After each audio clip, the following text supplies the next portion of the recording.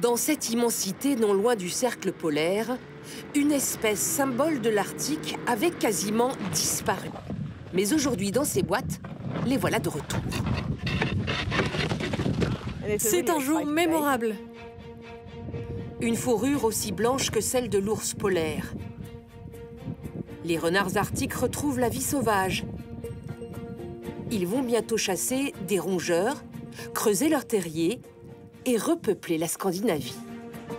Pour y arriver, des scientifiques norvégiens ont installé cet élevage à 400 km d'Oslo.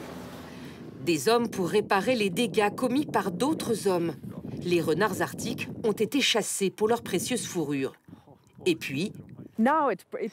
Maintenant s'ajoute le changement climatique. La quantité de rongeurs qui leur sert de nourriture a tellement baissé que les renards arctiques ne peuvent plus subvenir à leurs besoins et se reproduire. Dans cet enclos, Christina a placé un couple de renards. Au début des années 2000, la Scandinavie n'en comptait plus qu'une cinquantaine.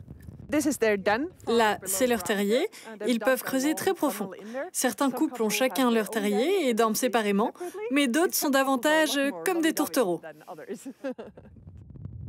Autour de la tanière, des pics de bambou pour les protéger des aigles. Chaque jour, de la viande crue est apportée dans les 8 enclos.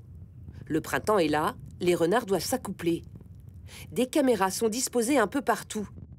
Surveiller les naissances, c'est la mission des scientifiques. Au printemps, quand les bébés sont nés, c'est le moment où la neige fond et s'écoule. Du coup, les petits peuvent être mouillés et prendre froid.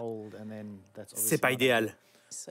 Quand les renardeaux sortent de la tanière, on peut les compter, voir comment ils grandissent et interagissent avec leurs parents. Ce sont des informations utiles. C'est l'été, la neige a disparu. La fourrure blanche aussi. Certaines portées peuvent atteindre 10 renardeaux, autant d'animaux qui seront relâchés dans le Grand Nord. Les voici 8 mois plus tard, juste avant le grand voyage vers la vie sauvage. Oreilles et museaux plus courts que ceux des renards roux. Chaque année, des dizaines de cages partent à travers la Norvège. Recréer une population de renards suffisamment nombreuse pour qu'elle s'étende dans toute la Scandinavie. Dans les boîtes, ils sont prêts pour le grand jour. Il fait moins 20 degrés, une température qu'ils supportent facilement. Pour assurer la transition, quelques points de nourriture sont disséminés aux alentours.